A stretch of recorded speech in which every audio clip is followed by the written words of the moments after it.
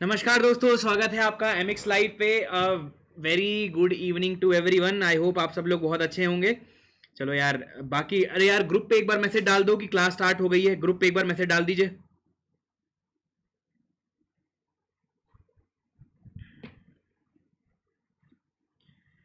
ठीक है, ग्रुप पे एक बार मैसेज डाल दो यार फटाफट।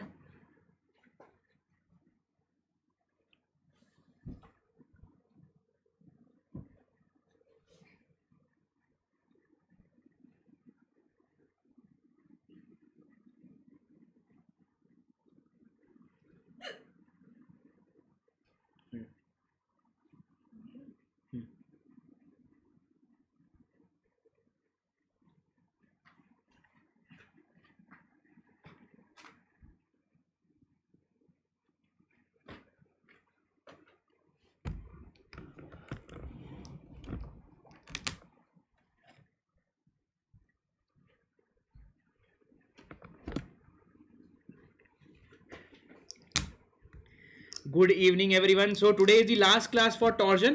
We'll complete the torsion in every respect. ठीक है. Good evening, everyone. Good evening. I hope आप सब लोग बहुत अच्छे होंगे। और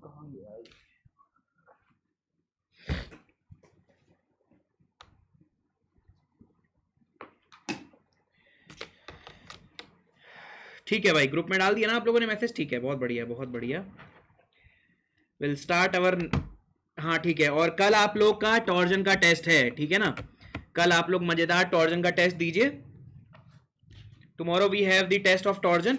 आज हमारा टॉर्जन चैप्टर पूरा फिनिश हो जाएगा। दीजिए, बहुत बढ़िया पेपर दीजिए मस्त होके। तो अब तक हम जिस पैटर्न पे पढ़ते आ रहे हैं, बहुत बढ़िया पैटर्न है। हम लोगों ने क्या किया है कि हम लोग चैप्टर पढ़ रहे हैं, उसका टेस्ट दे रहे हैं, और टेस्ट में मैं आप लोगों को ऑलमोस्ट हर चैप्टर में 10 से 15 20 क्वेश्चन करा ही रहा हूं।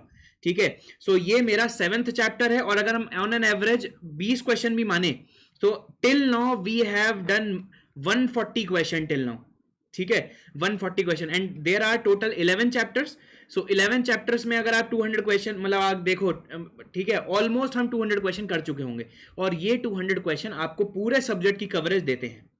ठीक है ना। और इसके बाद हम लोग जो सब्जेक्ट स्टार्ट करेंगे दोस्तों, वो करेंगे स्ट्रक्चर एनालिसिस। ठीक है,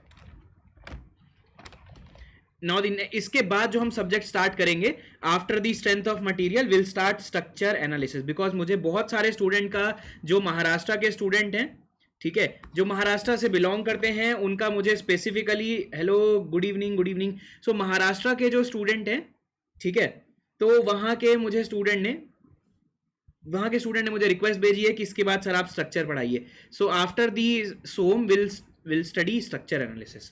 ठीक है, स्ट्रक्चर एनालिसिस। ठीक है ना। सो ये सब्जेक्ट अब हम स्टार्ट करेंगे, उसके बाद स्ट्रक्चर। सो पहले मैं आरसीसी सोच रहा था, but most of the students ने मुझे रिक्वेस्ट भेजी हुई है। ठीक है, बेसिकली मेरी जो प्रेफरेंस रहेगी वो आप लोग की रहेगी। आप लोग मुझे अगर बताओगे कि नहीं सर, स्ट्रक्चर की जगह आप आरसीसी करो, देन विल स्टार्ट आरसीसी। एक दिन हम एक ऐसा, ठीक है, एक दिन हम ऐसा एक सेशन ले लेंगे जिसमें मैं आप लोग को बता दूंगा कि, मतलब आप लोगों से चॉइस पूछ लूंगा। ठीक है, सो ज्यादा जिसके ऊपर वेटेज रहेगा, आरसीसी स्टील या फिर आरसीसी स्टील या स्ट्रक्चर में से जिसके ऊपर ज्यादा वेटेज आएगा, हम वो स्टार्ट कर देंगे इस चैनल पे। आरसीसी के लिए कम वेटेज आना चाहिए, रीजन क्या है यार, क्योंकि आरसीसी में कई जगह महाराष्ट्र में पढ़ा चुका हूं। ठीक है, सो जो स्टूडेंट मुझसे महाराष्ट्र में पढ़ चुके हैं ना, वो क्या कहते हैं, आरसीसी में बहुत स्ट्रांग है। मतलब एक एक इंस्टीट्यूट है, ठीक है, महाराष्ट्र में एक इंस्टीट्यूट में मैंने आरसीसी पढ़ाया था। सो आरसीसी में full out of full question जो थे मेरे नोट से आए थे एमपीएससी मेंस में, और पूरे के पूरे क्वेश्चन नोट से आए थे। Not a single question is out from my notes. चलो बहुत बढ़िया। देखो देखो, हमने कल की क्लास में क्या पढ़ा था, फटाफट देख लीजिए। कल की क्लास में हम लोगों ने ये पढ़ा था, ठीक है। तो शियर स्ट्रेस का वेरी, हम लोगों ने कल देखा था सिग्निफिकेंस ऑफ शियर मॉडुलस। इसका सिग्निफिकेंस देखा था कि नहीं देखा था। ठीक है, चलिए आज हम एक नेक्स्ट जोरन में वर्क कर रहे हैं। ठीक है, जस्ट मैं 1 मिनट में आया, उसके बाद स्टार्ट करते हैं। 1 मिनट दीजिए।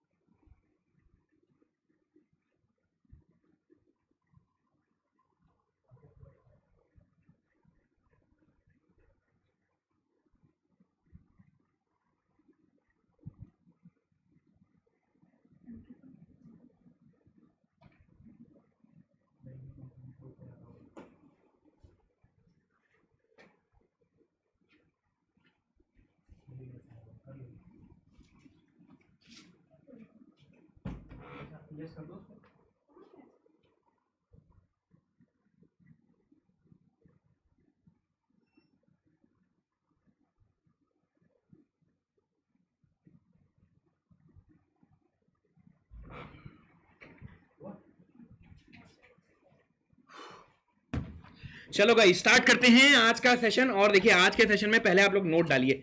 देखो वर्क क्या होता है, will start with work, will start with work. देखो फॉर एग्जांपल, ठीक है,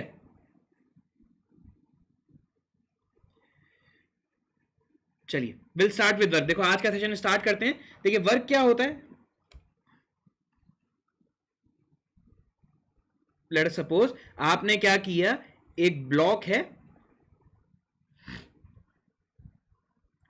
work done by F is equal to क्या होता है, अगर ये F force in the direction of force, अगर ये जो ब्लॉक है if it is displaced by let suppose x unit, if it is displaced by x unit, then the work done on the block by the f will be given as on the block by the f, yes, force into distance, force into distance is the work done. Let us suppose ये x displace हो गया, so the work done is equals to, work कितना किया आपने, work done is equals to force into distance, force into, ठीक है, that is f into x. और power क्या होता है, what do you mean by power? Power is nothing but rate of doing work, rate of doing work, rate of doing work, rate of doing work मतलब power is nothing but w by t, dw by dt, ठीक है, किस rate से आप work कर रहे हैं that is known as the power, ठीक है। अब ये देखिए w की वैल्यू कितनी है, f into x by t, अब dx by dt क्या होता है, वेलोसिटी होता है, so power is nothing but f into v, f into v, f into v होता है कि नहीं होता है, power is equal to force into velocity, this is the power. अब देखिए जब हम टॉर्क अप्लाई करते हैं, ये क्रॉस सेक्शन है, let us suppose this is the cross section, this is the cross section, ठीक है, एंड दिस पॉइंट, ये जो पॉइंट है आपका one, on applying the torque, on applying the torque, देखो इस पे टॉर्क अप्लाई करते हैं, इस पे टॉर्क मैंने अप्लाई किया तो point one have shifted to point one dash, point one है शिफ्टेड टू वन डैश, और ये थीटा एंगल इसने फॉर्म किया, थीटा डिग्री ये रोटेट कर गया। देखो F leads to linear displacement and torque leads to angular displacement, बात समझ आ रही है आप लोग को।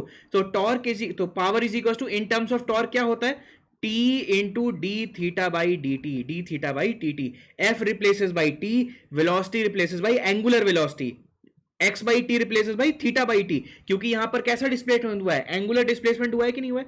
तो power is equal to torque into d theta by d t is nothing but the angular velocity, तो power is equal to torque की वजह से कितना पावर चाहिए इतने डिस्प्लेसमेंट के लिए, तो this torque into angular velocity w, w is the angular velocity, this w is the angular velocity, angular velocity,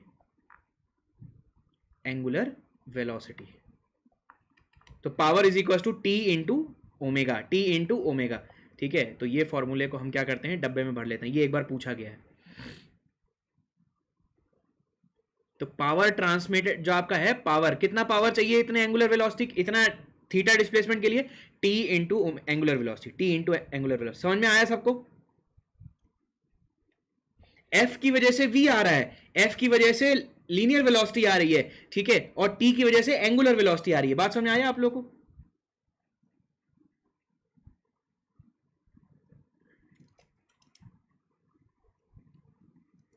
return everyone, जल्दी जल्दी लिखिए फटाफट। और W को हम क्या लिख सकते हैं, W can be written as this formula can be written as P बराबर T into 2 pi N 2 pi n divided by 60, 2 pi n divided by 60. Angular velocity can also be written as, ठीक है, torque into angular velocity can be written as 2 pi n divided by 60.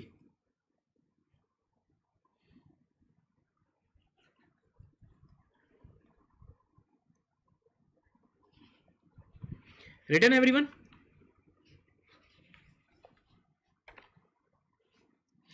चलो बहुत बढ़िया. नौ देखो, अब इससे related हम एक चीज करते हैं. एक शाफ्ट की पावर ट्रांसमिटिंग कैपेसिटी कितनी होती है ये हमें देखना. शाफ्ट हमने देखा था in the first lecture of torsion. मैंने आप लोग को बताया था what do you mean by shaft. Shaft क्या होता है? It is a mechanical member, ठीक है, विच ट्रांसमिट्स द पावर. बताया था कि नहीं बताया था? चलो देखते हैं शाफ्ट की पावर ट्रांसमिटिंग पावर कितनी होती है. ठीक है, चलिए नेक्स्ट हेडिंग डालिए आप लोग. No, the next heading is this. ये लिख लीजिए, power transmitting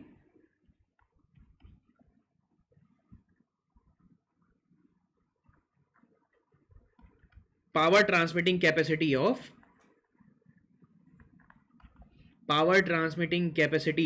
shaft at given speed.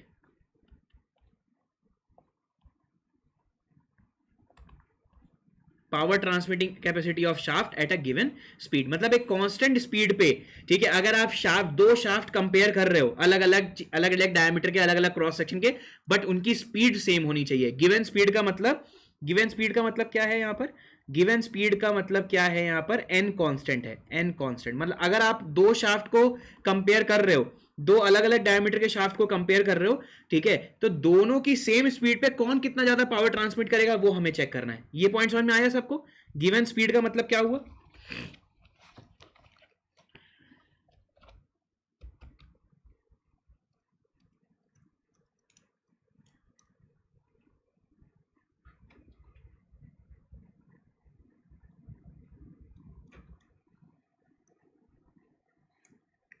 ठीक है ना. चलिए देखिए बहुत ध्यान से. अभी हमने देखा, देखिए P is equal to T into 2 pi N by 60. ये अभी हमने देखा P is equal to T into 2 pi N divide by 60. अब देखो n अगर कांस्टेंट है, if this n is constant, अगर ये n कांस्टेंट है मतलब दो शाफ्ट में जिसमें जितना ज्यादा टॉर्क अप्लाई होगा उसमें वो उतना ही ज्यादा पावर ट्रांसमिट करेगा. पहले आप ये बताइए, ये बात समझ में आई है आप लोग को? इसका मतलब क्या हो गया? P is directly proportional to the torque applied. P is directly proportional to the torque applied. अब देखो बहुत ध्यान से, आपको पता है torsional equation is T by J is equal to tau by R. Yes और नो? ठीक है, अब देखिए T by J is equal to maximum shear stress कहां पर होता है एक क्रॉस सेक्शन में? मैक्सिमम शियर स्ट्रेस होता है जब आपका रेडियस क्या होता है? कैपिटल R होता है. देखो बहुत ध्यान से, ये मैंने आप लोग को बताया ना कल की क्लास में. ठीक है, मैक्सिमम जो आपका शियर स्ट्रेस होता है एट द टॉप फाइबर होता है. एट द टॉप फाइबर ये होता है कि नहीं होता है? At the top fiber. तो ये क्या हो जाएगा? tau max. When the radius is capital R, the shear stress is maximum, the maximum. And for a circular shaft, what do you mean by J? Polar moment of inertia. कल मैंने बताया था pi by 32 d की power 4. ये कल मैंने बता चुका हूं आप लोग को. pi by 32 d की power 4 is equals to tau max. Radius can be written as d by 2. Radius can be written as d by 2. So यहां से मैं क्या लिख सकता हूं?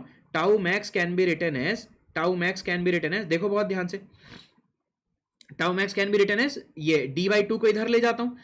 अगर इफ डी बाई 2 को इधर ले गया मैं, तो this tau max can be written as T into d upon pi d की पावर 4. सॉरी एक मिनट रुकिए, इसको मैं सही से लिखता हूं. देखो इस d को मैं इधर ले जाता हूं. Tau max can be written as this d. ये d क्यूब हो जाएगा कि नहीं हो जाएगा? ये d क्यूब हो जाएगा और ये 16 हो जाएगा. तो 16 into T upon pi D cube. ये समझ में आया सबको? ये बताइए मुझे, ये सबको समझ में आया? ये मैंने कैसे लिखा? 16t upon pi D cube. ये समझ में आया सबको?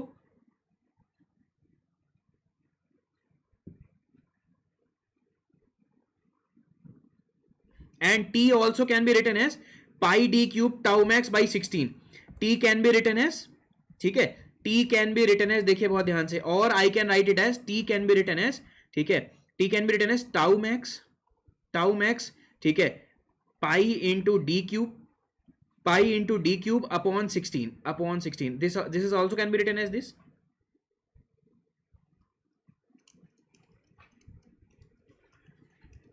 Yes or no? And power is directly transmitted power is directly क्या बोलेंगे इसे, power is directly proportional to torque, power is directly proportional to torque, power is directly proportional to torque. तो इसे मैं ऐसे लिख सकता हूं, देखिए बहुत ध्यान से हम लोग यार, power is directly proportional to torque, तो torque can be written as, ठीक है, torque can be written as this, tau max pi D cube, tau max pi D cube by 16, tau max pi d cube by 16, and we know that for every material maximum shear stress is constant। मतलब अगर एक material है, ठीक है, अगर एक material है उसकी जो मैक्सिमम शेयर कैपेसिटी होती है वो कांस्टेंट होती है, मतलब उस शेयर मैक्सिमम शेयर के आगे आप उस पर स्ट्रेस नहीं दे सकते हो। सो एक मटेरियल के लिए ये वैल्यू कांस्टेंट है, ये वैल्यू कांस्टेंट है, पाई भी कांस्टेंट है, 16 भी कांस्टेंट है। इसका मतलब क्या हो गया, फॉर अ सिंगल मटेरियल अगर आप दो डिफरेंट डायमीटर के शाफ्ट लेते हैं, दोनों की पावर ट्रांसमिटिंग कैपेसिटी अलग होगी, दोनों की पावर ट्रांसमिटिंग कैपेसिटी अलग होगी। एंड कैसे निकाला हमने, power transmitting capacity is directly proportional to the d cube, diameter of the cube, diameter of the cube, diameter of the cube. बात समझ में आया? तो at a given speed power transmitting capacity is directly proportional to cube of diameter. तो ये note के form में लिख लीजिए, ये इंजीनियरिंग सर्विसेज में कई बार पूछा जा चुका है। एट अ गिवन स्पीड,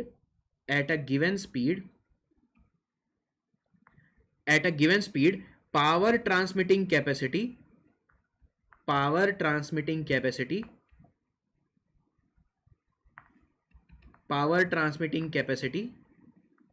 ठीक है, is directly proportional to cube of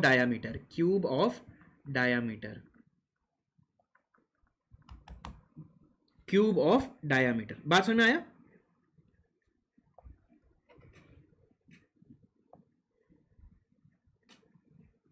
understood everyone?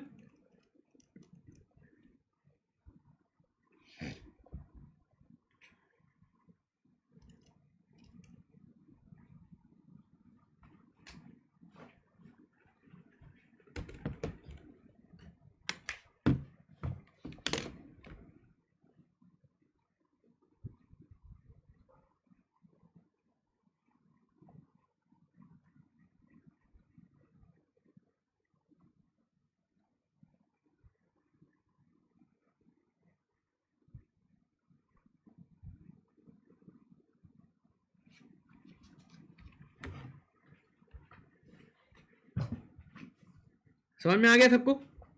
ये पॉइंट सबको क्लियर है? Everyone understood that point? चलो बहुत बढ़िया। सो इसके ऊपर भी बहुत सारे क्वेश्चन आते हैं। And let us suppose same material के दो शाफ्ट है मेरे पास, एक ये शाफ्ट है और एक ये शाफ्ट है, ठीक है, इसका डायामीटर कितना है, डी है। If late us suppose the diameter is D,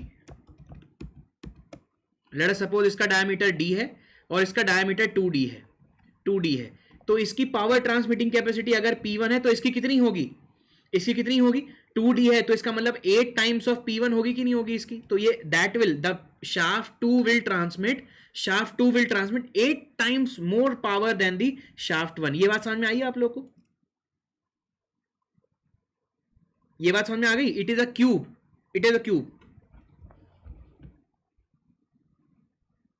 इसके ऊपर क्वेश्चन आया हुआ है एसएससी जेई में, 1 लाइनर क्वेश्चन आते हैं इसके ऊपर। ये सबको समझ में आया?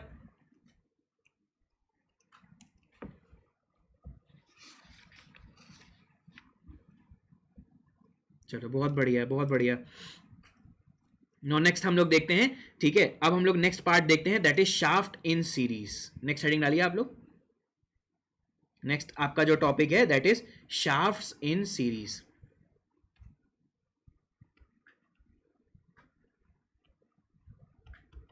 शाफ्ट्स इन सीरीज,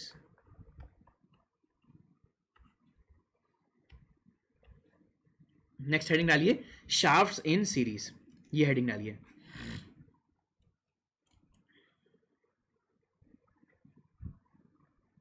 देखिए, जब भी कभी दो शाफ्ट्स एंड टू एंड लगे होते हैं, they are known as shafts in series. देखिए कैसे शाफ्ट इन सीरीज कौन कौन से होते हैं, देखिए फॉर एग्जांपल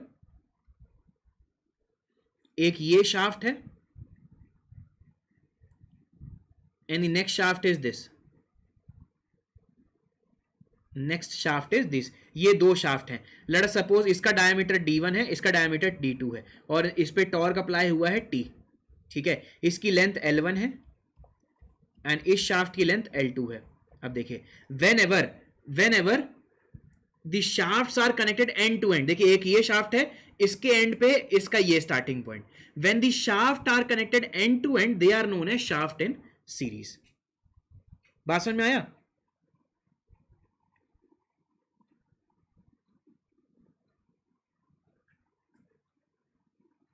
तो ये लिख देता हूं मैं, व्हेन, ठीक है, shafts are connected when shafts are connected end to end, when shafts are connected end to end they are called as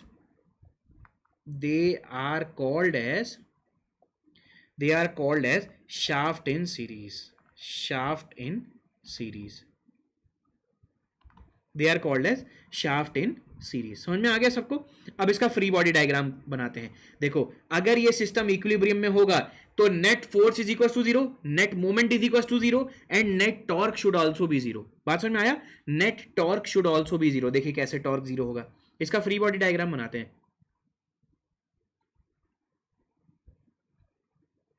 एक ये शाफ्ट है, एक ये शाफ्ट है, तो अगर आपने इसमें क्लॉकवाइज मूवमेंट दिया, क्लॉकवाइज क्रॉस सेक्शन में मूवमेंट दिया t, तो फिक्स्ड एंड पे क्या हो रहा होगा? एक एंटी क्लॉकवाइज टॉर्क जनरेट हो रहा होगा, एक एंटी क्लॉकवाइज टॉर्क जनरेट हो रहा होगा कि नहीं हो रहा होगा? तो ये एंटी क्लॉकवाइज टॉर्क कैसे हुआ? दिस वन, ये anti clockwise torque t, anti clockwise torque at the free and. अब ये क्या हो गया? ये सिस्टम पूरा इक्विलिब्रियम में हो गया and this t is known as reactive torque, this red one, this torque is known as reactive torque, yes or no? This torque is known as reactive torque. Let us suppose if you have applied 20 unit of clockwise torque, so at the fixed end reactive torque should also be 20, yes or no? पहले आप मुझे ये बताइए, ये बात सही है कि नहीं है? Are you guys agreeing for this? If I have applied action of 20, a torque of 20 unit, then at the fixed end a reaction of 20 unit had developed, yes or no?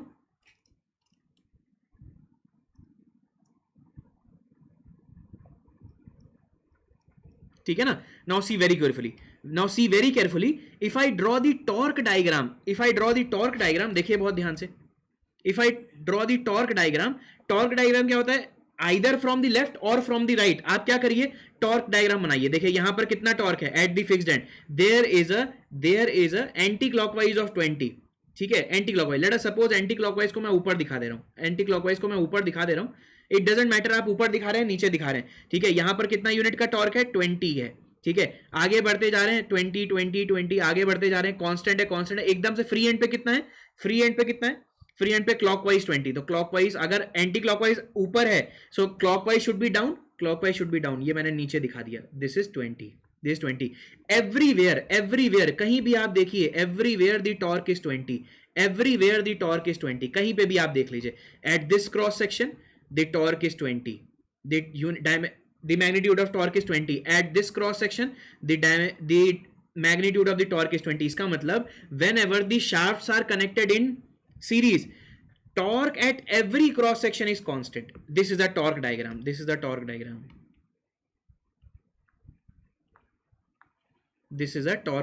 इसका मतलब क्या हो गया? whenever shafts are connected in series, the torque at every cross section is constant।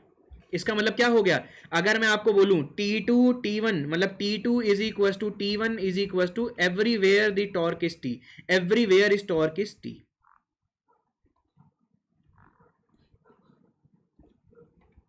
Yes, very good Vishal, ठीक है, very good. देखो इसे हम ऐसे भी बता सकते हैं, एक मिनट रुकिएगा फिर बना लीजिएगा। लेट अस सपोज आपके पास क्या है? देयर आर 2 बार्स, ठीक है, connected end to end. If there are 2 bars connected end to end, ठीक है, और इस बार में आपने क्या किया? एक P फोर्स लगाया, तो ये P फोर्स क्या होगा? प्रॉपर यहां पर क्या होगा? ये P फोर्स क्या होगा? Same P force will be transmitted to this point, yes और no? Same P force will transmitted to this point. ये बिल्कुल एनालॉगस है इसकी तरीके से. If you applied the T torque at the free end, same T torque is transmitted to the fixed end. T2 is equal to T1 is equal to T. ये सबको समझ में आ गया? जल्दी बताइए मुझे. Everyone understood this?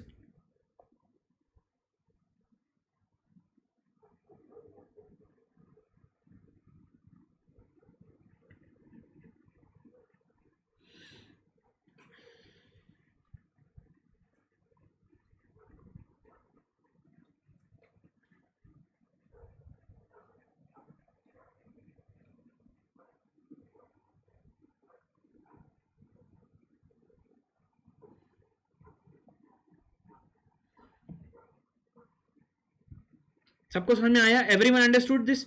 बहुत बढ़िया कॉन्सेप्ट है यार, ये बहुत ही बढ़िया कॉन्सेप्ट है ये. फटाफट लिख लीजिए.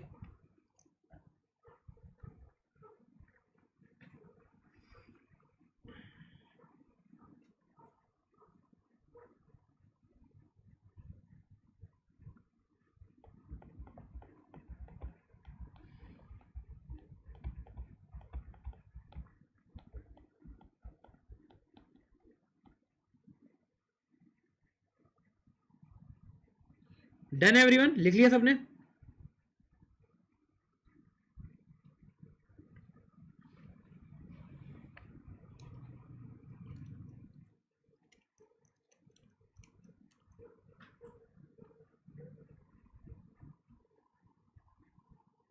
जंक्शन पे टॉर्क है वो भी समझाएंगे अभी. जंक्शन पे अगर टॉर्क है तो वो भी समझाएंगे. ठीक है, that will be the next case.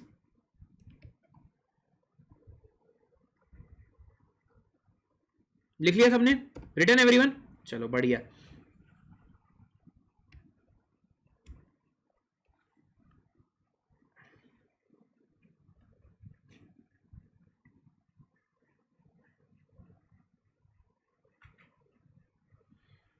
देखो फ्री एंड में ही अगर देखो बहुत ध्यान से देखिए, अभी मैंने क्या देखा? ठीक है, T1 is equal to T2 is equal to T1 is equal to T. अब बहुत ध्यान से देखिए, torque equation is equal to written as T by J is equal to G theta by L. G theta by L and theta can be written as TL by GJ. TL by GJ लिख सकते हैं कि नहीं लिख सकते हैं? TL by GJ ये लिख सकते हैं कि नहीं लिख सकते हैं? यस और नो? लिख सकते हैं ना? TL बाई GJ, इसमें तो कोई दिक्कत नहीं है. TL बाई GJ ये लिख सकते हैं ना? अब देखो बहुत ध्यान से देखिए. Late us suppose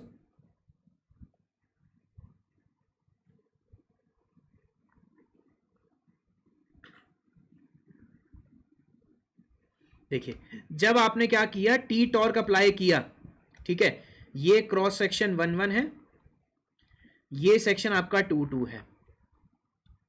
2 2 is a fixed end. ठीक है, अब देखो बहुत ध्यान से, 2 2 इज अ फिक्स्ड एंड. अब यहां पर आप बहुत ध्यान से देखिए, θ1 इज नोन एज, θ1 क्या है? Twist of the angle. ठीक है, twist of cross section 1 1 with respect to section 2 2. ठीक है, θ1 इज ट्विस्ट ऑफ, ठीक है, 1 1 विद रिस्पेक्ट टू सेक्शन 2 2 या फिर fixed end with respect to fixed end. With respect to fixed end कितना हो जाएगा? θ1 can be equal to T. ठीक है, इसकी लेंथ कितनी है? L1 है और इसकी लेंथ कितनी है? L2 है. TL1 upon GJ1. GJ1 θ2 निकालते हैं. θ2 क्या है? θ2 क्या है? लेट अस सपोज इसको 2 की जगह आप इसे ऐसे कर लीजिए, इसे फिक्स्ड एंड मान लीजिए. ये फिक्स्ड एंड है, 2 2 इसे मान लीजिए.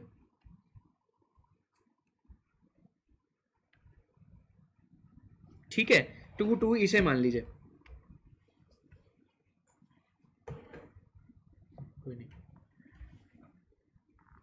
इसे 2 2 मान लीजिए. वो फिक्स्ड एंड है, ये फिक्स्ड एंड है, ये फिक्स्ड एंड है, फिक्स्ड एंड. ठीक है, θ2 क्या है? Angle of twist at the 2 2 with respect to 1 1. ठीक है, θ2 कैन बी रिटन एज, ठीक है, θ2 कैन बी रिटन एज, ठीक है, θ2 मींस, ठीक है, फ्री एंड का twist with respect to 1 1. Free end का twist, angle of twist at the free end with respect to 1 1. It can be written as angle of twist, angle of twist, ठीक है, of free end with respect to 1 1, with respect to 1, it can be written as T L2 upon G J2, ठीक है। अब देखो बहुत ध्यान से, यहां पर आपको थोड़ा सा लॉजिक लगाना पड़ेगा। लेट अस सपोज, ठीक है, ये दोनों क्या है, शाफ्ट कनेक्टेड है, ठीक है, ये दोनों शाफ्ट कनेक्टेड है। और देखो बहुत ध्यान से, ये बॉटल है, ठीक है, चलो ऐसे ऐसे देख लो, ये ऐसे देख लीजिए, मैंने इस ग्रीन वाली बॉटल पे टॉर्क लगाया, ठीक है, तो इंटरसेक्शन भी कुछ थीटा मूव करेगा, इंटरसेक्शन मूव करेगा, मतलब इंटरसेक्शन कितना रोटेट कर गया with respect to fixed end, और फ्री एंड कितना रोटेट कर गया with respect to with respect to one. अगर मैं दोनों को ऐड कर दूंगा, can I get the angle of rotation of the free end with respect to the fixed end? If I add both the thetas, I'll get the angle of twist of the free end with respect to the fixed end. Theta total can be written as theta 1 plus theta 2, and this theta total represent the angle of twist of the free end with respect to the free end. ठीक है, angle of twist of free end with respect to fixed end. Everyone understood this? And this can be written as TL1 GJ1 plus TL2 upon GJ2 and so on, if there are or more subsequent shafts which are added in the series. Understood everyone? So if I write down the summary, of above 2 points, when the shaft in series, when the shaft are connected in series, ठीक है, torque T1 is equals to T2 is equals to T, and theta total is equals to theta 1 plus theta 2 plus and so on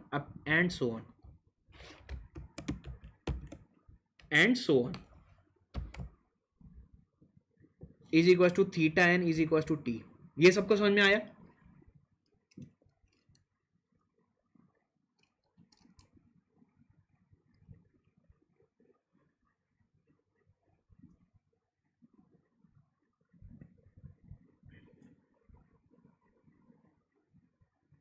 और in a very generalized form, can I write this? देखिए बहुत ध्यान से, in a very generalized form, let us suppose this is the shaft,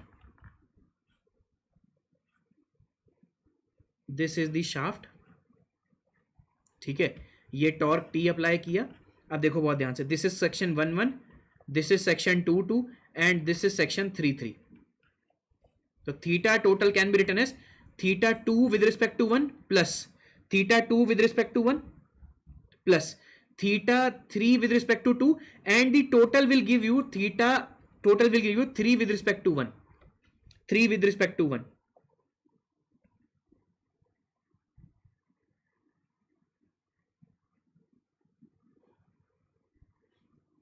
ये सबको समझ में आया जो मैंने लिखा यहां पर?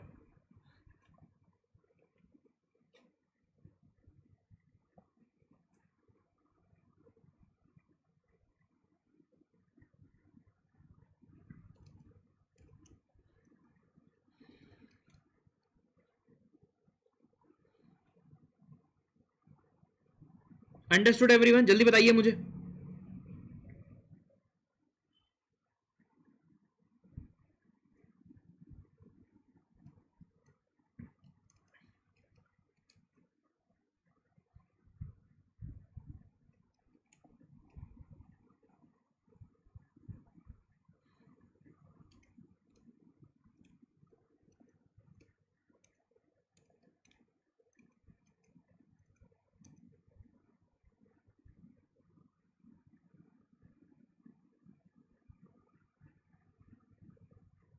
Power transmitted can be written as, ठीक है, power transmitted when both the shaft are in series, right? What we have derived is, देखो बहुत ध्यान से विशाल, ठीक है, ये क्वेश्चन मैं वैसे टेस्ट में देने वाला था बट बढ़िया आपने पूछ लिया। देखो पावर ट्रांसमिटेड क्या होता है? Power transmitted in terms of T is equal to 2 pi n into 60, मतलब both the shaft will transfer the same power, both the shaft, ठीक है। अगर देखिए दोनों का डायमीटर सेम है, if the diameter of both the, अगर diameter different है तो आप निकाल सकते हैं tau max pi D cube by 60। बात समझ में आ गया?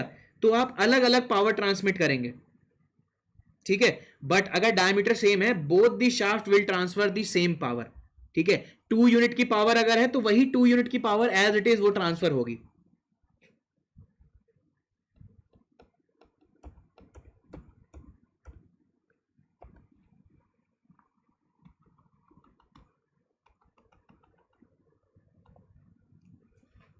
ठीक है, चलिए बढ़िया।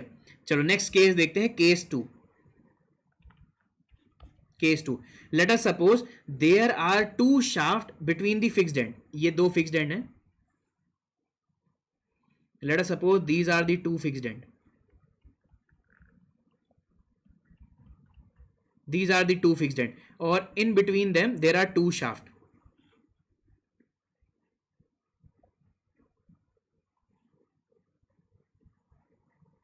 There are 2 shaft and a torque is applied at this point, at the junction of this.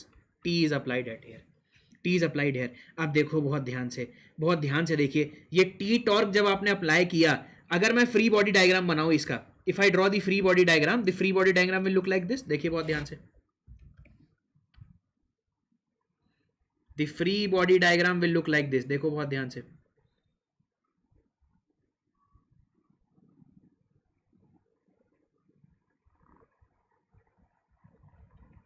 ठीक है। अगर मैंने ये टी फोर्स लगाया, ये टी सॉरी फोर्स नहीं, टी टॉर्क अगर अप्लाई किया, सो दोनों फिक्स्ड एंड पे अगर क्लॉकवाइज टॉर्क अप्लाई किया, दोनों फिक्स्ड एंड पे क्या होगा, एंटी क्लॉकवाइज टॉर्क क्या होगा, रिएक्टिव टॉर्क डेवलप होगा, T1 एंड T2। ये बात समझ में आई आपको? रिएक्टिव टॉर्क डेवलप होगा T1 and T2। So T can be written as T1 plus T2 if the body is in equilibrium, if the system is in equilibrium, the torque applied should be equal to T1 plus T2, reactive torque T1 and T2। ये बात समझ में आई आप लोगों को?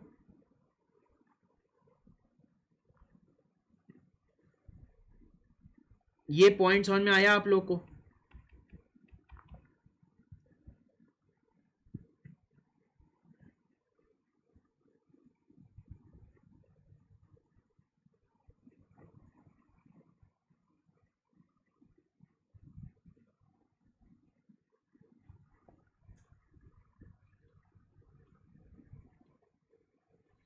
Understood everyone?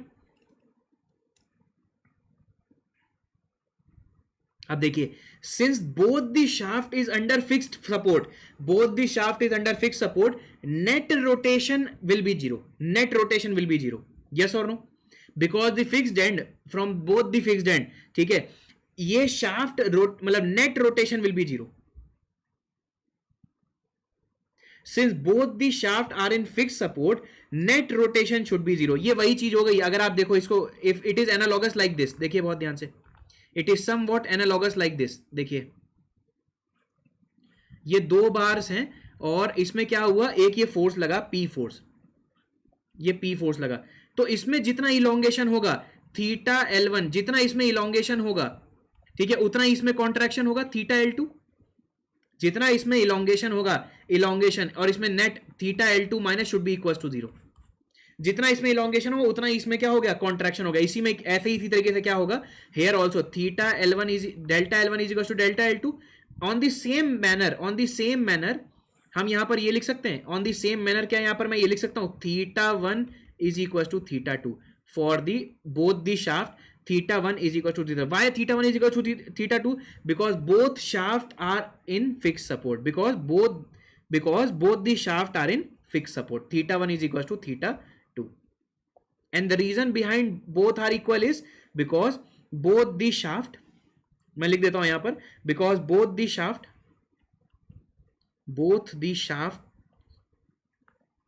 are in fixed support, net rotation should be zero,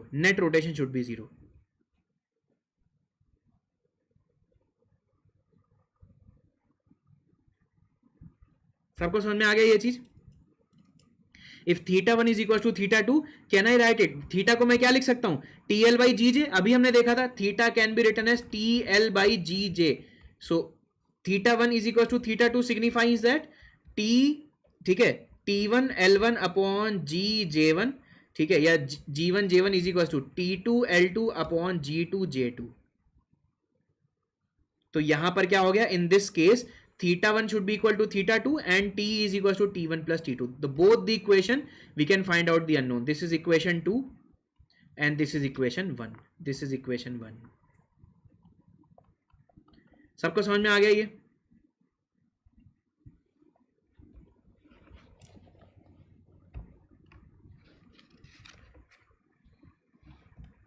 जल्दी बताइए भाई, सबको समझ में आया?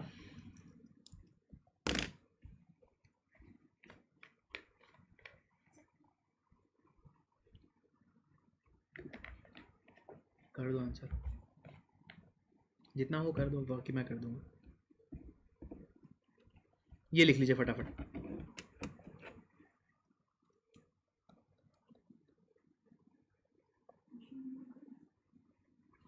क्वेश्चन नंबर 1 है, उसके नीचे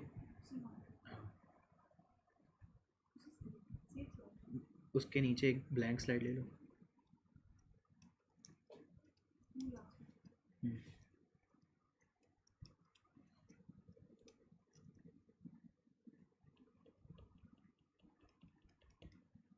Yes, direction of both the angle must be different. Direction of both the angle must be different. Yes, you are right. तभी तो ये जीरो होंगे भाई। आप देखो ना, net expansion minus net contraction should be zero. ठीक है, सो अगर इसको हम ऐसे भी तो लिख सकते हैं, θ1 minus θ2 should be equal to zero, ऐसे भी तो लिख सकते हैं भाई। ये डिफरेंट डायरेक्शन के होंगे तभी तो जीरो होगा।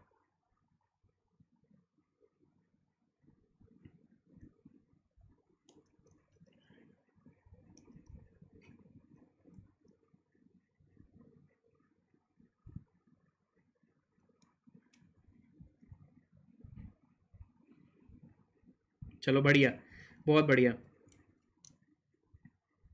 चलिए नेक्स्ट देखिए आप लोग। ठीक है, when shaft are connected in parallel. ठीक है, नेक्स्ट आपका केस क्या है? आई होप ये लिख लिया होगा आप लोगों ने। Everyone written this?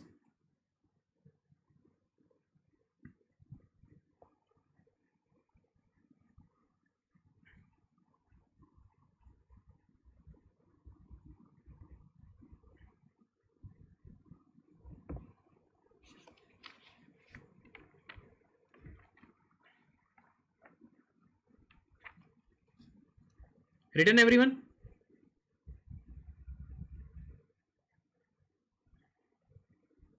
चलो बढ़िया। नेक्स्ट आपका क्या है? When shaft are connected in parallel. ठीक है, तो नेक्स्ट आपका क्या हेडिंग है? Shafts are connected in parallel. Shafts are connected in parallel. Shafts are connected in parallel, ये आपकी हेडिंग है।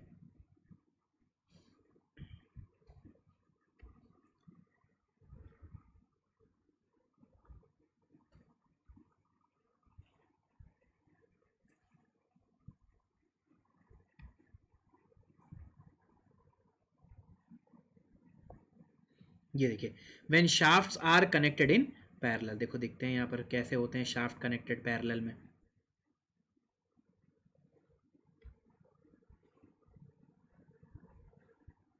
ये देखिए, दो शाफ्ट हैं and this is the fixed and, this is the fixed and, this is the fixed end. ठीक है, and a torque T is applied, and a torque T is applied.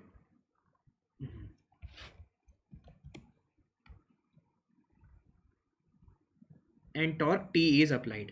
ठीक है, this is shaft number 2 and this is shaft number 1.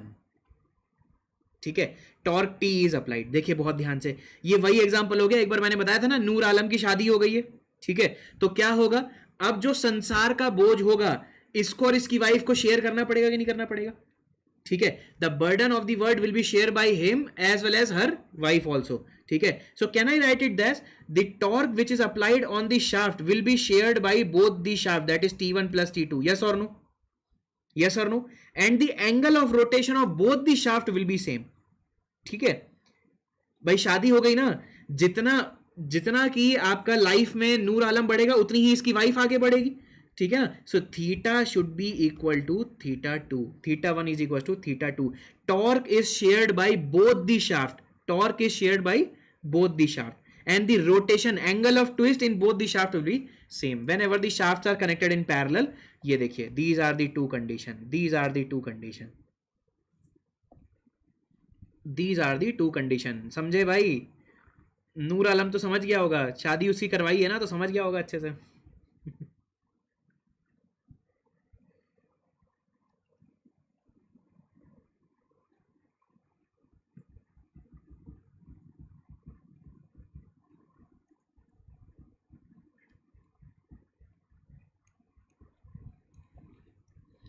Yes और no, जल्दी बताइए मुझे, समझे?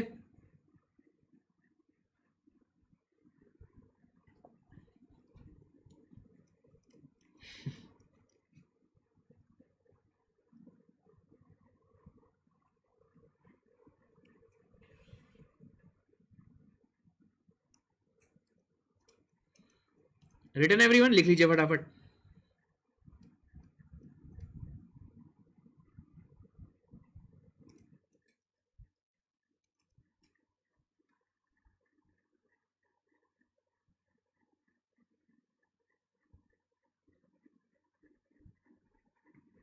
चलिए बढ़िया.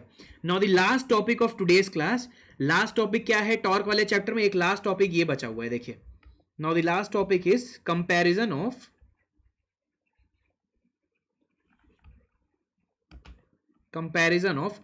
solid and comparison of solid and hollow shaft, comparison of solid and hollow shafts for power transmission, for power transmission,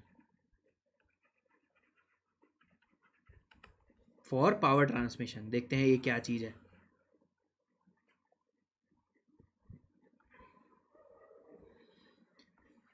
comparison of solid and hollow shaft for power transmission. हम ये देखेंगे कि which shaft is more effective in transferring the power, whether it is a solid shaft or it is a hollow shaft. हमने ये देखा था, ठीक है. Hollow shaft is more effective in resisting the torque. Yes और no? We have seen till now that hollow shaft is more effective, most effective in resisting the torque. But power transmission में देखते हैं कौन ज्यादा effective है.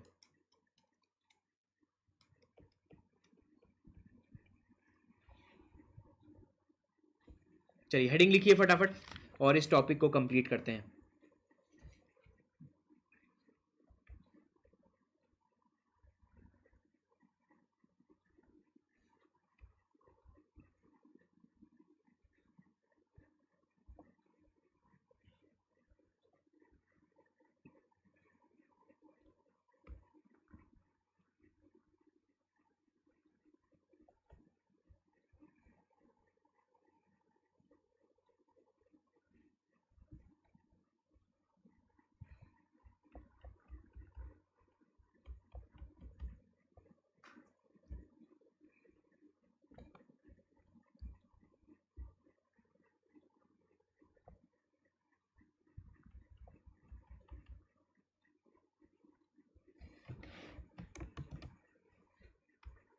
Let us suppose ये दो shaft हैं, ये इसका इंटरनल डायामीटर है.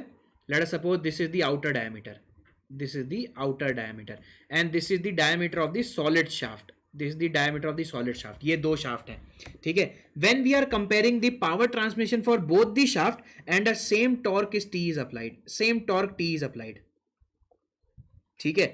Same torque T is applied. So क्या कंडीशन है? The condition for the comparison is, condition मैं देख लेता हूं. What is the condition for comparison?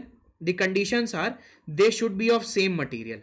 Whenever you are comparing the power transmission, everything must be same. Everything must be same. मतलब the material should be same. Same material. Both the shafts should be of same material.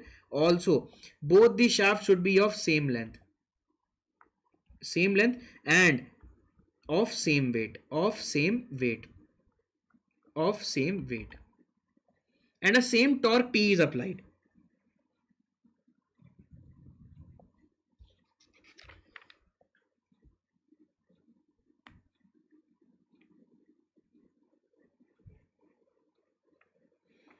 देखिए बहुत ध्यान से, ठीक है. ये condition है.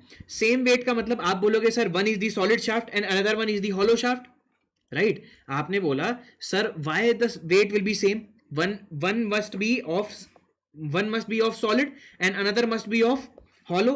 How can the weight will make the weight same by differentiating the diameter, will make both the shaft of same weight by making the difference in the diameter of the shaft, and we can do it. हम क्या कर सकते हैं, दोनों shaft के diameter को different करके same wait कर सकते हैं कि नहीं कर सकते? पहले आप मुझे ये बताइए, यस और no. Can I make a hollow shaft of same weight as of solid shaft by differentiating in the diameter, by making the modification in the diameter, yes or no?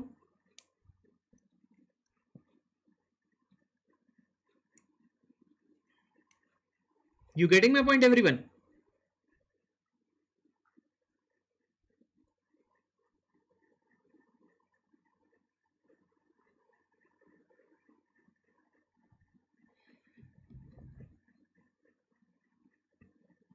ठीक है ना? अब देखो बहुत ध्यान से, and we know density is equal to mass per unit volume and weight of the substance is equals to m into g, and m can be written as rho into volume into g. It can be written as rho into volume into g, and weight of hollow shaft should be is equals to weight of solid shaft, yes or no? ठीक है, तो rho into volume of the solid hollow shaft into, ठीक है, into g is equals to rho of solid shaft into volume of solid shaft into g, and since the material is same, rho and g can be cancel out, material is same, rho can be cancel out. इसका मतलब क्या हो गया, when you have to make the weight same, it means you have to make the volume of the hollow shaft is equals to volume of the solid shaft. And how will you make the volume of both the shaft equal? by देखिए बहुत ध्यान से, how can you make it equal? देखिए बहुत ध्यान से, volume of the solid shaft is equals to volume of the hollow shaft. And what do you mean by volume? Cross section area of the solid shaft into length of solid shaft is equals to cross section area of the hollow shaft into length of the hollow shaft, and length of both the shaft are same, तो we can cancel it out, so इसका मतलब क्या हो गया, the weight of the both the shaft can be equated by equating the cross section area. And what is the cross section area? Pi by 4 into diameter of the solid shaft का square is equals to pi by 4 into diameter of the outer diameter of the hollow shaft minus diameter of the inner shaft का whole square. ठीक है, so can I write it as diameter of the solid shaft का square is equals to diameter of the outer diameter of the hollow shaft का square minus inner diameter of the hollow shaft का square, yes or no? Can I write it at? अब देखिए यहां से मैंने क्या किया, di का स्क्वायर मैंने कॉमन ले लिया, I have taken di square common, so it can be written as d naught square upon di square minus 1. ठीक है, and let this ratio d naught by di should be equal to k, ठीक है, this should be equal to k. Can I write it as ds का square is equal to di का square, ठीक है, k square minus 1, so ds का square is equal to di under root of k square minus 1. So by this expression we can modify the diameter of both the shaft such that the weight of both the shaft are same, This is a multi-million rupees equation, बहुत important equation है, civil engineering में अब तक इसके ऊपर question नहीं आया, so I am expecting this equation. सबको समझ में आया ये क्या हुआ? और एक और चीज मुझे बताइए, द वैल्यू ऑफ के मस्ट बी ग्रेटर देन 1 और लेस देन 1, जल्दी बताइए मुझे.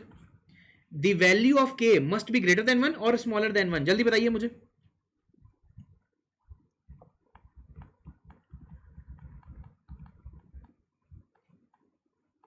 द वैल्यू ऑफ के मस्ट बी ग्रेटर देन 1 और स्मॉलर देन 1, जल्दी बताइए मुझे.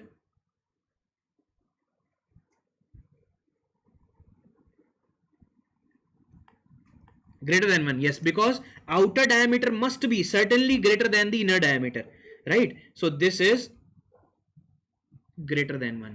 This k should be greater than 1. Yes, very good. This k should be greater than 1. ठीक है, k should be greater than 1. ठीक है, greater than, yes, very good. चलिए लिख लीजिए फटाफट, ये इक्वेशन लिखिए, दोनों स्लाइड लिख लीजिए, then we'll proceed further.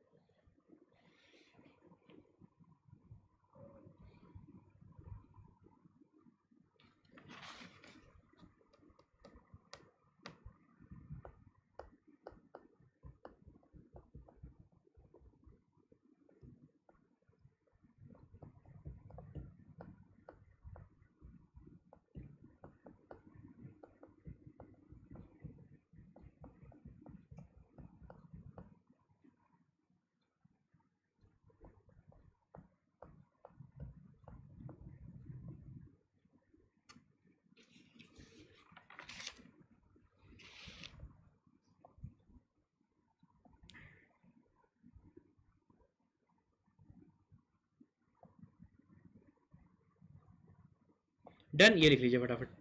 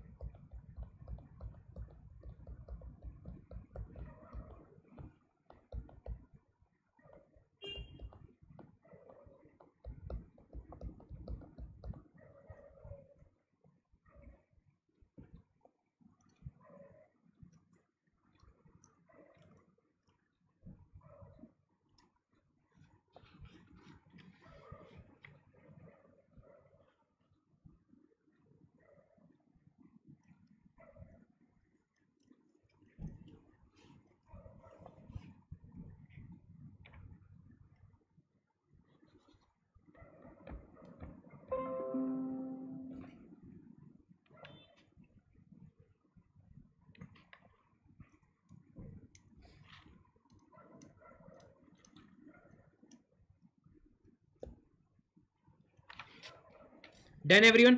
चलिए हमने डायामीटर तो वेरी करा लिया, हमने डायामीटर वेरी करा लिया, ताकि by varying the diameter in this ratio the weight of both the shaft will be same. ठीक है, the condition is when you compare the power transmission of the shaft, the condition is they should be of same length, same material and same weight. Yes or no? ठीक है, now we'll see कि which shaft will transmit more power, either it is a solid shaft or it is a hollow shaft, right?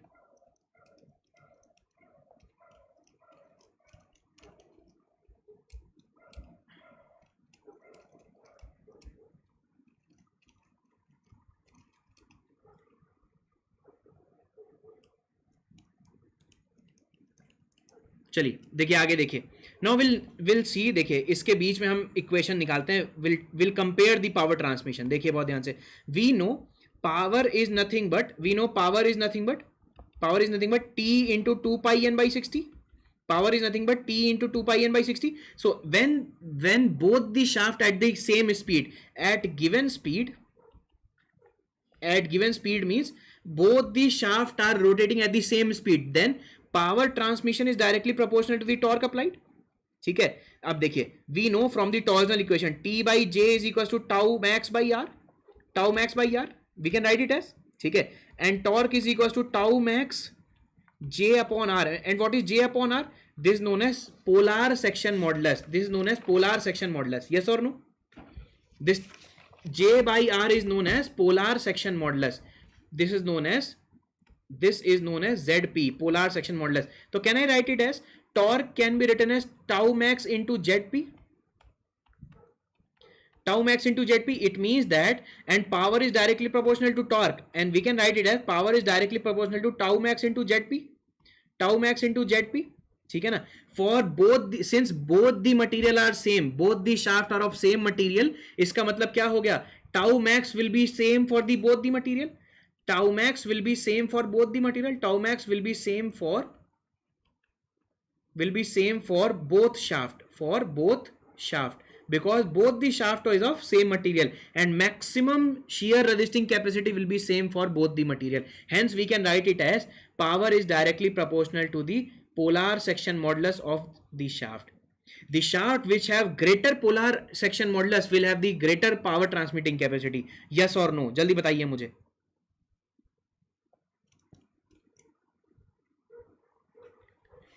The shaft which have greater polar section modulus will definitely have greater power transmitting capacity. P is directly proportional to ZP.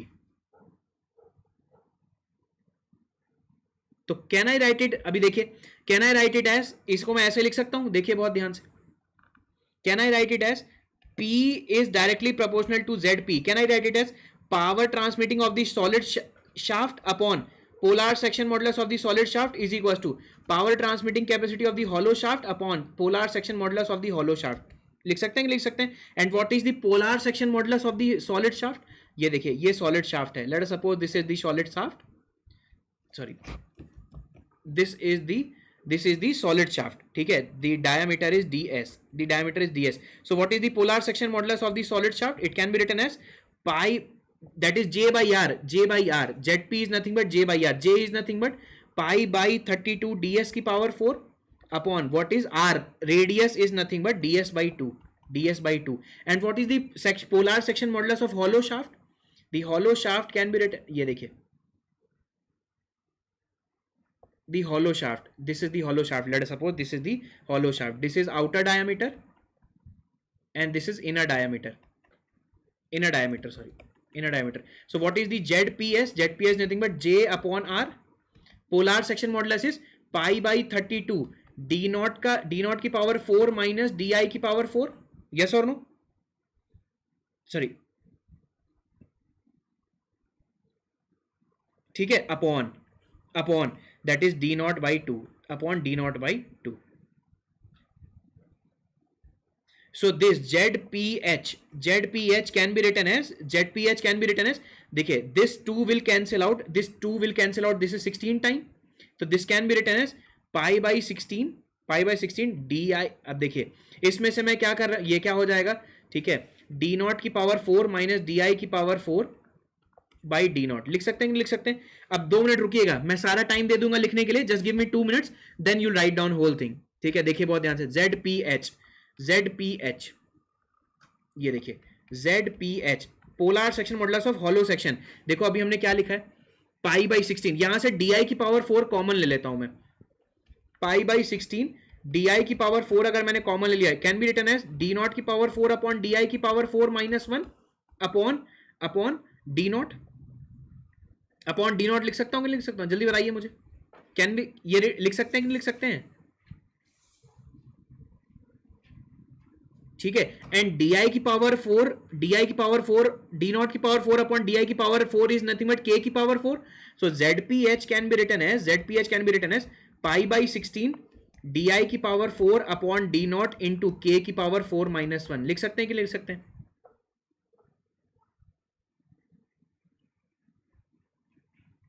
अब देखिए ratio लिखते हैं, power transmitting capacity of the solid shaft upon power transmitting capacity of the hollow shaft is equal to ZPS. कितना है? ZPS is nothing but, इसको अगर आप solve करते हैं, that can be written as pi by 16 ds cube. ये लिख देते हैं हम, ये लिख देते हैं. तो पाई by 16 ds cube upon pi by 16 D की पावर 4 अपॉन डी नॉट के की पावर 4 माइनस 1.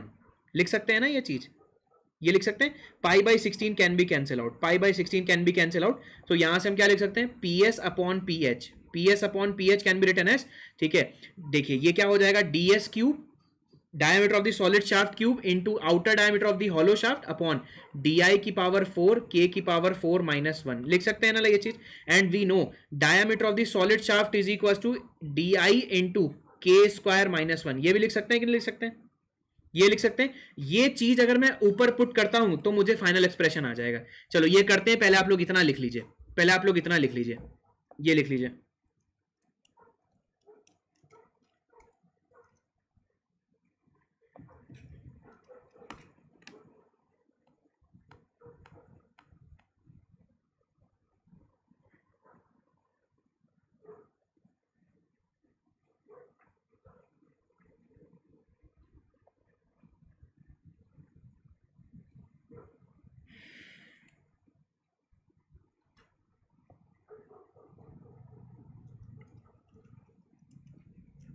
Done everyone?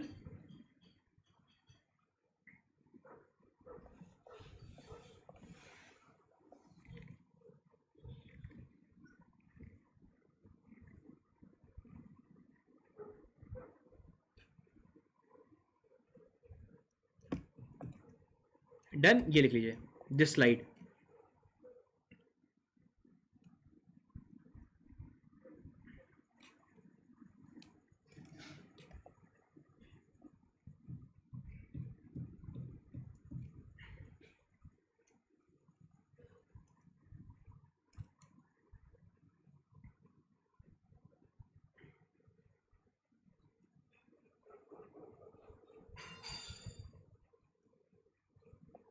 चलिए बढ़िया. Now this slide.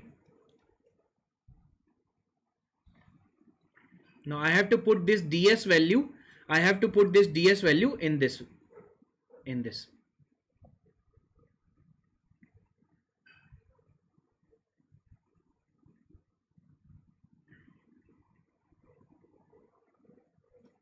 till now written everyone? Up to this slide have you written?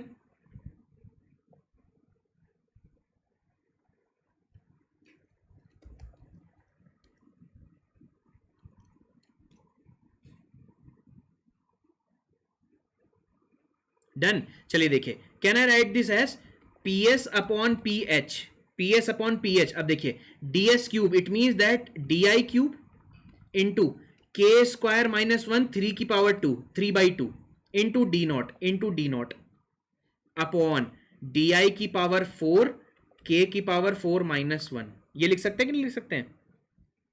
K की पावर 4 माइनस 1 लिख सकते हैं ना?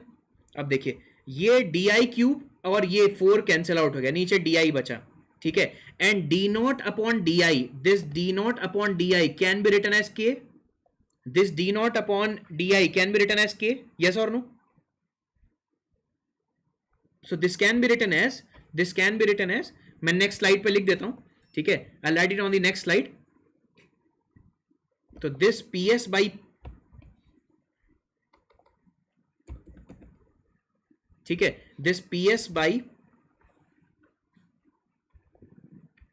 दिस, ठीक है, PS upon PH, power transmitted by solid shaft upon power transmitted by hollow shaft is equal to K into K square minus 1 की power 3/2 upon K की power 4 minus 1, K की power 4 minus 1. ये समझ में आया यहां तक? अब देखिए, ठीक है, anything power 3/2 can be written as x into under root X. ये लिख सकते हैं? ये बताइए मुझे. x की power 3/2 can be written as x into under root X. So this can be written as PS upon PH. This is note, ये note है. PS upon PH can be written as K, ठीक है, K square minus 1 under root of K square minus 1. ठीक है, upon K की power 4 minus 1 can be written as K square minus 1 into K square plus 1. And this is cancel out. ये cancel out हो गया, ये cancel out हो गया. So the net expression can be written as, now the net expression is PS upon PH. PS upon PH can be written as K into under root of K square minus 1 upon K square plus 1. This is the final expression. This is the final expression. This is the final expression. और standard book में कैसे लिखा हुआ है? PH upon PS. PH upon PS can be written as K square plus 1, K square plus 1, ठीक है, upon K into under root of K square minus 1. This is the final expression. This is the final expression. This is the final expression. मैंने reverse क्यों कर दिया? Reason being, मैंने इसे reverse क्यों किया? बिकॉज अभी देखते हैं, इसका पर्दा उठाते हैं. पहले आप लोग यहां तक लिख लीजिए, यहां तक लिख लीजिए फटाफट, then will proceed further. Why I have inversed it मैं आप लोग को बताता हूं.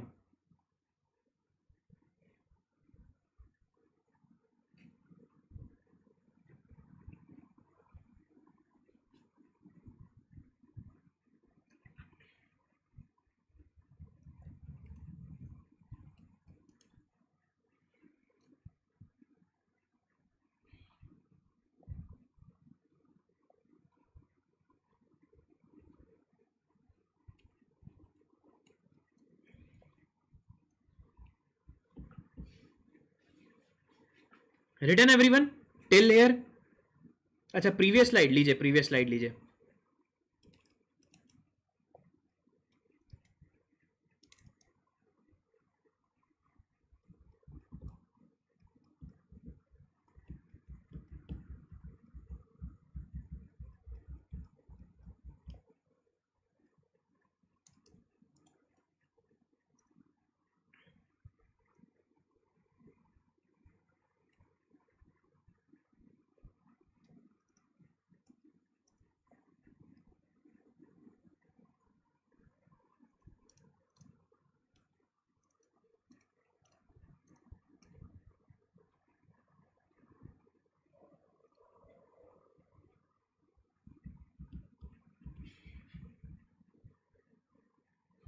डन, ये लिख लीजिए.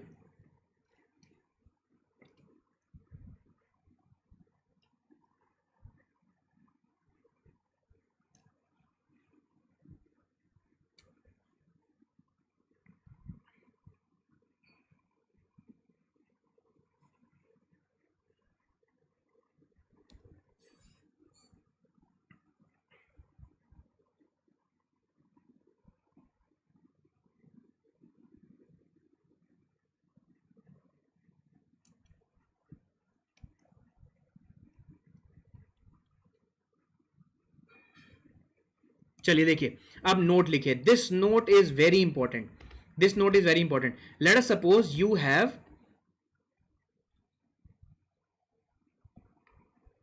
a hollow shaft. Let us suppose you have a hollow shaft.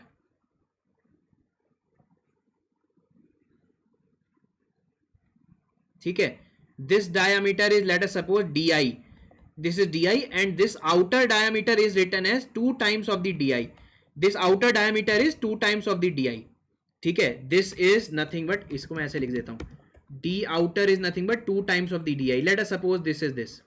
So can I write is k as, k can be written as d naught upon di. D naught upon di can be written as 2 times of the di upon di is equals to 2. अगर k की value 2 है, if k की value is 2, ठीक है, if k is 2, तो ph upon ps can be written as, ph upon ps can be written as k square plus 1 upon, ठीक है, k square plus 1 upon k under root of k square minus 1. k की value 2 रखते हैं, ठीक है, ph upon ps is nothing but 2 का square plus 1 upon 2 into under root of 2 का square minus 1. तो it can be written as 5 by 2 root 3, and 5 by 2 root 3 is written as, 5 by 2 root 3 can be written as 1.443. It means that ph is equals to 1.443 ps. इसका मतलब क्या हो गया, power transmitting capacity of hollow shaft is 44.3% more than the solid shaft. pH is equals to 1.443 means, ठीक है, pH is equals to 1.443 ps means, इसका मतलब क्या हो गया, hollow shaft will transmit 44.3% more power than solid shaft. इसका मतलब क्या हो गया, as we have seen, the hollow shaft is more efficient in resisting the torque, as well as hollow shaft, it transmits more power than the solid shaft. सबको समझ में आया ये चीज? Everyone understood? लिखिए फटाफट लिखिए.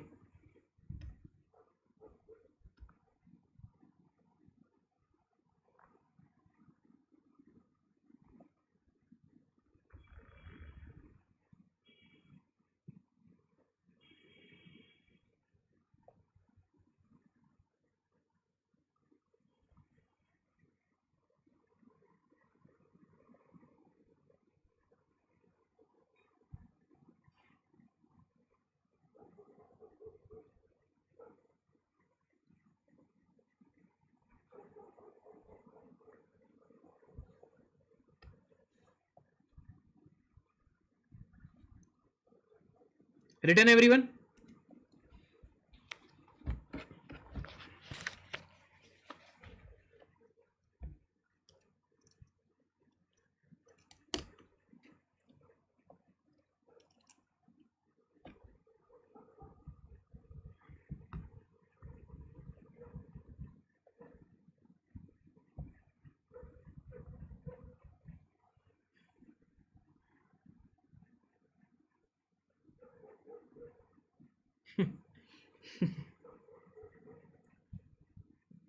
लिखा सबने?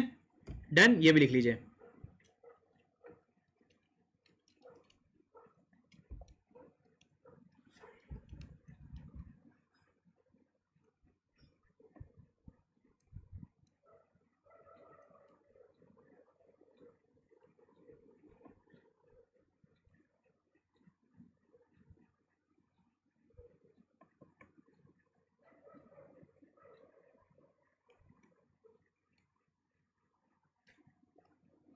Done. So this finishes your torsion chapter.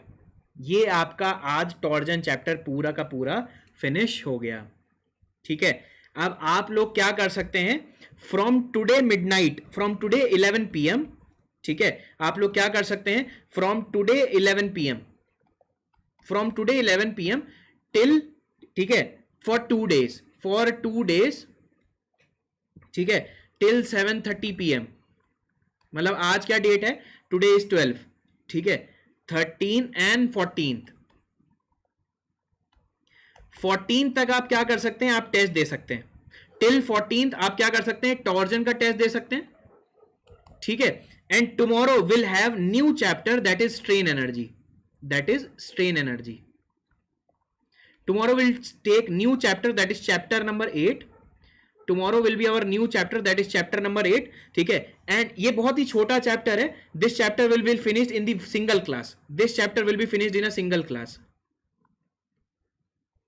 This chapter will be finished in a single class. ठीक है.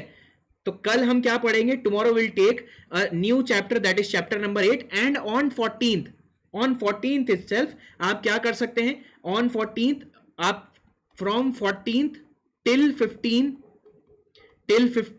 ठीक है, आप क्या कर सकते हैं, विल टेक, आप टेस्ट दे सकते हैं स्ट्रेन एनर्जी का. आप स्ट्रेन एनर्जी का टेस्ट दे सकते हैं. Clear everyone? सो टुमारो, अब आपका जो स्केड्यूल है क्या है, सो टुमारो इज 13th को हम लोग चैप्टर पढ़ेंगे strain energy. Will study a new chapter that is strain energy. ठीक है. And after that on 14th we'll discuss the chapter torsion, test of torsion. We'll discuss the torsion chapter test. And on 15th we'll discuss the strain energy test. We'll discuss strain energy test. ठीक है. So आगे आने वाले 3 days का schedule ये है. 13th, 14th, 15th ये schedule है हमारा. We'll take a new chapter strain energy and 14th we'll take up the test of torsion. We'll discuss the test of torsion and on 15th we'll discuss the test of strain energy. That is the schedule for upcoming 3 days. And from 16th we'll take up the new chapter. 16 से हम क्या करेंगे, we'll take up the new chapter. ठीक है. That is deflection of beam.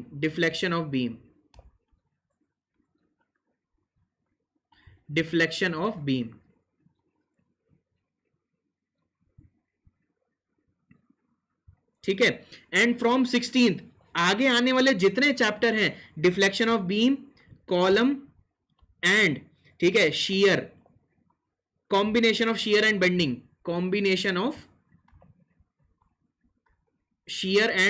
Shear and bending ठीक है, and springs.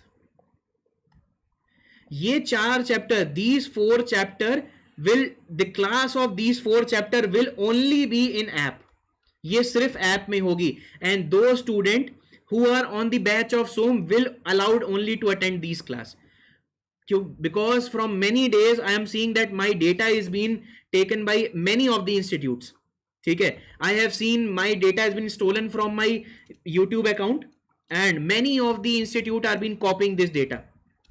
So for the safer side, these 4 chapter, the classes of these 4 chapter will only be conducted on the app itself, and those students who are on the SOM batch is allowed to take these classes only.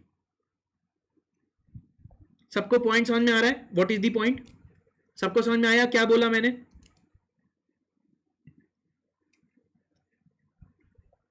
ठीक है ना. सो ये जो 4 chapter हैं, deflection of beam, column, combination of shear and bending and springs, ये 4 chapter की classes app में ही होगी, ये यूट्यूब पे नहीं होगी. अभी तक हम क्या करते हैं, यूट्यूब का लिंक सेंड करते हैं, फिर आप लोग क्या करते हैं, मैं यूट्यूब का लिंक सेंड करता हूं, देन आप क्या करते हो, क्लासेस करते हो. ठीक है. और मैं देख रहा हूं कि ठीक है, मेरी एक वीडियो पे ऑलमोस्ट 90 व्यू हैं. इसका मतलब क्या है, this is for sure that many of the coaching institutes are being taking the data for their economical benefit, right? मैं नाम नहीं लूंगा बिकॉज मुझे अभी भी एक फोन कॉल आया था एंड मतलब उस कोचिंग, मतलब एक कोचिंग है महाराष्ट्र में, that coaching is copying my data and they are selling it. ठीक है. मेरी वीडियो हटा के वॉइस और सिर्फ एनिमेशन वो लोग सेल आउट कर रहे हैं. सो इसलिए for the safer side these 4 chapter classes will conduct only on the application. तो from 16th of July your classes will be conducted on app only. Clear है, इसमें कोई डाउट तो नहीं है? तो नेक्स्ट 3 डेज का स्केड्यूल समझ गए आप लोग, 13, 14 एंड 15।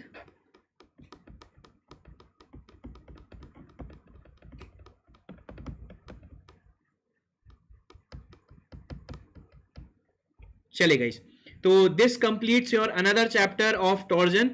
तो ऑलमोस्ट हम लोग 70% कवर कर चुके हैं। डिफ्लेक्शन, कॉलम और शियर आप लोग को और मैं बता दूंगा, that will finish our whole strength of material. The moment ये 3 चैप्टर और हो जाएंगे, most probably I try to cover this as maximum by 25th of July. So by 25th of July we'll finish our SOM. Strength of material will be finished by 25th of July. ठीक चल रहे हैं अब तक हम लोग? ठीक है, बहुत बढ़िया तरीके से हमने पढ़ाई की है। नाउ इट्स योर टास्क, आप लोग क्या करिए, टेस्ट दीजिए बहुत सारे। कॉपीराइट क्लेम क्या करूंगा यार मैं,